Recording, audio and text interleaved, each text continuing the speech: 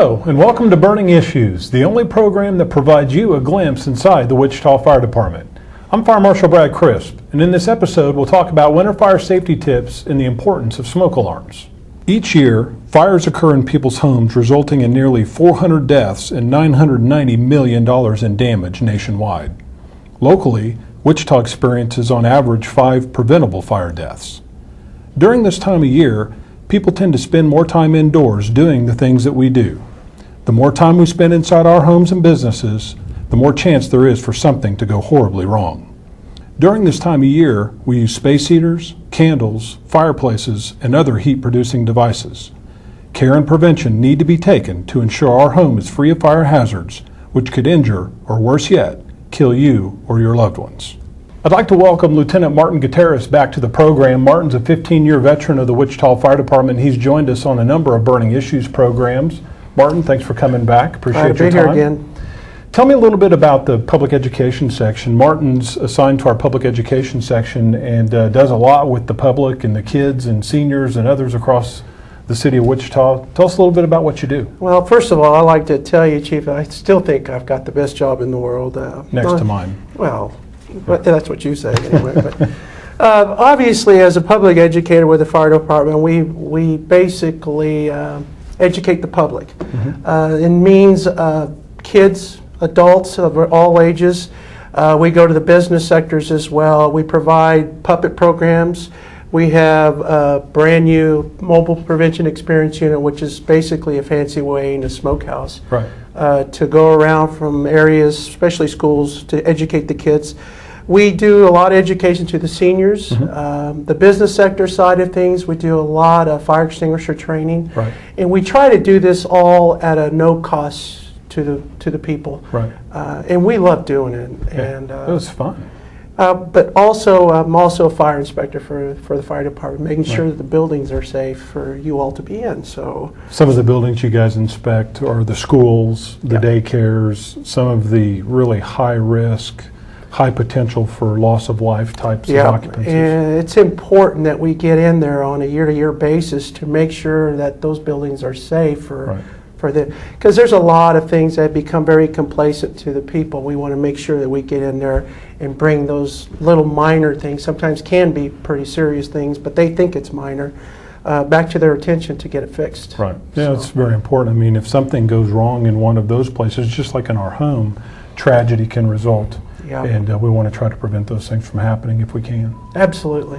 So. Well, since I've got you here and we're talking about some of the things that we look for that could potentially cause fires, let's start off with some of the electrical kinds of issues that we see. And as you'll notice, Lieutenant Gutierrez brought some props with him. As a public educator, we use props such as fire extinguishers and extension cords to demonstrate the danger of fire. And you've got one in front of you, a multi-plug strip. You know, we encourage multi-plug adapter, I mean not multi-plug adapters, power strips or surge protectors in a lot of ways, but even those can have problems as well. As you can see, this one right here was overloaded. They had too many devices into it. It caught into where malfunction actually got into it and actually caught it on fire. So all the props that we actually have here did start house fires, by the way, and this was actually the cause of what made it this way. So, but electrical, obviously, we got to encourage about making sure that we don't overload. Those multi-plug adapters are only designed for the number of units that are actually on the unit itself, the outlet itself. When people start to piggyback one onto the other, we call it daisy chaining. Yep. It's where we start to have problems, and obviously they exceed the amount of watts or the amps that the outlet is designed to do. Right. So for example, on the power strip that we have in front of us, there were at least 4 items plugged into it. Yep. If memory serves, we had an entertainment center that this one was supplying power to, and they had a big screen TV, a VCR, DVD player, a couple of lights plugged in, and that was just too much amperage, too much wattage for that particular unit to overcome. Traditionally, they're pretty safe and they do a pretty good job, but it's just an example of where something can go wrong. It can get overloaded, and we want people to pay attention when they're using extension cords or multi-plug adapters or power strips. just because you're using something doesn't mean it can't go wrong. You really need to pay attention to how much stuff you're plugging into those things. You know, we had a resident, citizen call the other day asking about, with the Christmas and stuff that was taking place, about overloaded problems she was having with her outlet, constantly breaking circuits and stuff. Right. Obviously, she was drawing too much amperage out of the outlet, but she had enough concern to call us and to verify some of the things over the phone, and she basically changed what she was doing. Yeah, so. if you're tripping breakers, there's a good indication that there's probably something that's overloaded, and you need to unplug some items from that. You know, the other thing too is people also put extension cords under rugs and other things as well. Those have got to ventilate. They got to have air to draw through to keep it cool. And that rug that goes over it embeds that heat inside and does not want to go anywhere. And that creates a problem as Exactly. well. So electrical fire safety is something that we can all do a better job at, paying attention to the use of extension cords and multi-plug adapters. Yep. The next thing we're going to talk about is cooking. Cooking continues to lead not only Wichita but the nation in accidental fires. We've brought another very valuable prop with us. This is an aluminum pan that sat on the stove just a little too long. Those burners, those coils, get in excess of 550 degrees Fahrenheit, which is the ignition temperature of cooking oils and ordinary combustibles like oven mitts and towels and mail and things that find their way onto the stove. Let's talk a little bit about some of the safety things that we can do in our kitchens to prevent a fire from happening in our home. Well, some of the things, first of all, you need to consider is what's distracting us, you know? With technology the way it is, there's a lot of distractions with technology. Cell phones, cordless devices of some kind, tends to make people want to walk away from something they've already started on the stove. So that's a big culprit on why people walk away. There are other things that, you know, that can also be done on as far as preventing things from happening, you know. First of all is, if we can put a cooking fire out with a lid, that's what we really want to do. A lot of people don't think about being prepared ahead of time when they're getting ready to cook something. By having a lid or maybe a large cookie sheet right by, in case something does go around, they're able to smother the fire out immediately. While it's still small. Yes. And still manageable. But if it gets too big, we got to say, get out. Kind of the rule of thumb is if it gets out of the container, if it's spilled over, you know, the oil boils out, it spills over onto your stovetop, it's time to get out and call 911. But if it's still within the container and you can smother it with a cookie sheet, you're probably going to be able to put it out. Yeah. And a lot of mistakes that people tend to want to do, just because they've got a cooking fire and there may be a sink just nearby, just leave it. Trying to pick up the fuel source and bring it to the area is where a lot of mistakes are made. And that's where the severe burns, people's clothes catch on fire, as well as a lot of smoke inhalation takes place in situations like that.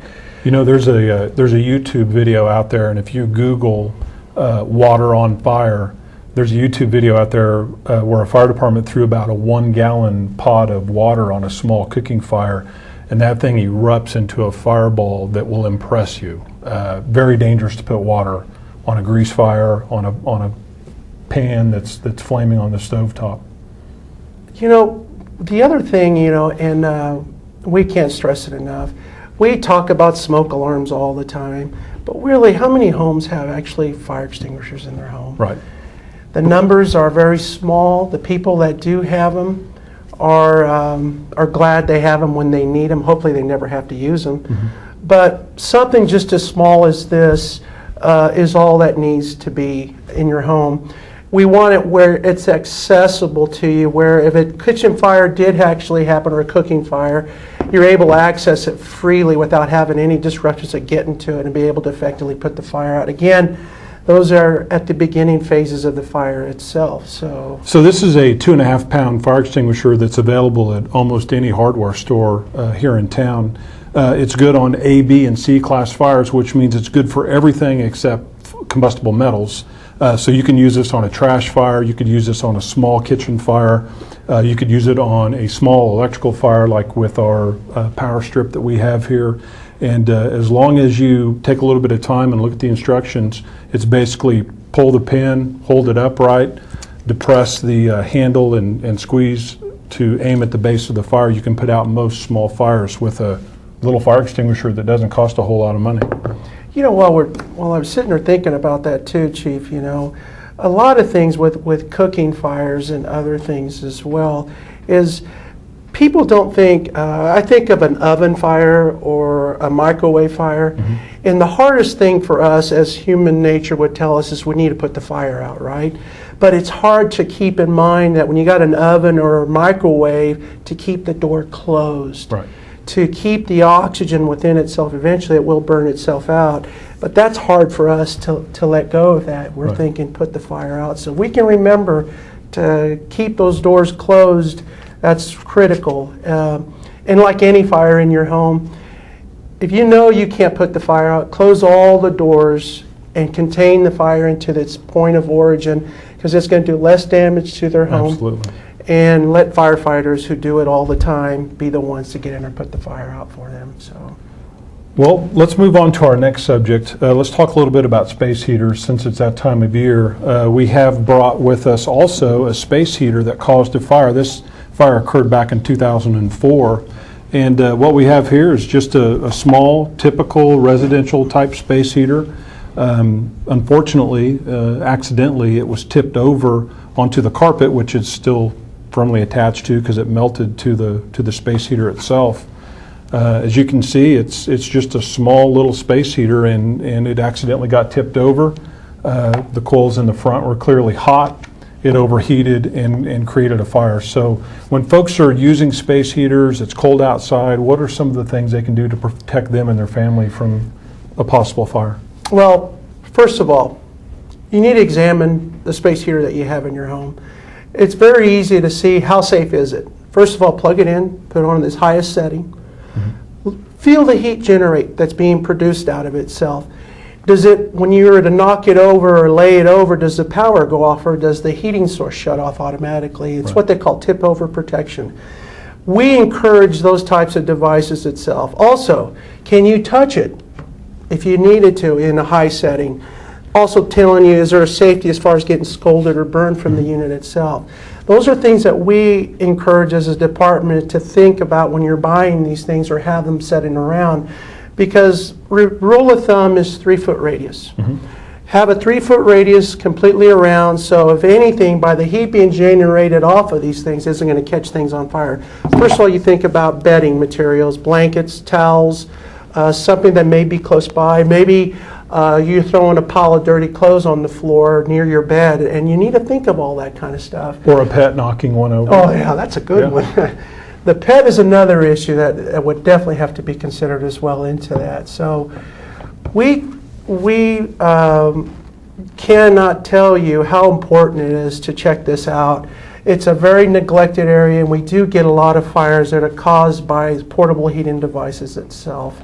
So that's... You know, you brought up a good thing, and it's the 3-foot radius isn't just for space heaters. It's for fireplaces, it's for stoves, it's for candles, it's for really anything that can produce heat or has an open flame that could come into contact with something accidentally, whether it's clothing or newspapers or drapes or whatever's in that immediate vicinity that could potentially cause a fire like this one did.